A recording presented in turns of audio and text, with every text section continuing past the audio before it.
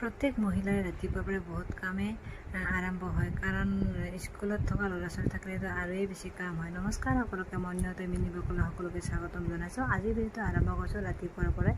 ৰাতিপুৱা ল'ৰা স্কুলত পঠাই দিয়া হোৱাৰ পিছত ঘৰ দুৱাৰ চাফা কৰা হোৱাৰ পিছত সিহঁতে যিবিলাক গা ধুই যোৱা কাপোৰ আছিল সেই কাপোৰবিলাক মই ধুবলৈ আনিলোঁ, চাৰ্ফ দি ভালদৰে আনিলোঁ, তিয়াই ৰাখিছোঁ গামলাতে। তাৰপিছত সিহঁতে ভাত খাই যোৱা কাঁহী বাচনবিলাক আছে, টিফিন বনাই দিয়া কেৰাহীবিলাক আনিছোঁ। তাৰপিছত আমি চাহ খোৱা যিবিলাক বাচন বৰ্তন সেইবিলাকো লৈ আহিছোঁ, খালতে ধুবৰ কাৰণে আনিছোঁ, কাৰণ ধুবতো লাগিব, খাইছোঁ ইয়াতে ধুবই লাগিব। তাৰেপিছতে মই খালৰ যিবিলাক লেতেৰা আছে সেইবিলাকো চাফা কৰিম, কাৰণ খালটো যিমানে চাফা কৰি ৰাখিব সিমানে নিজৰ কাৰণে ভাল।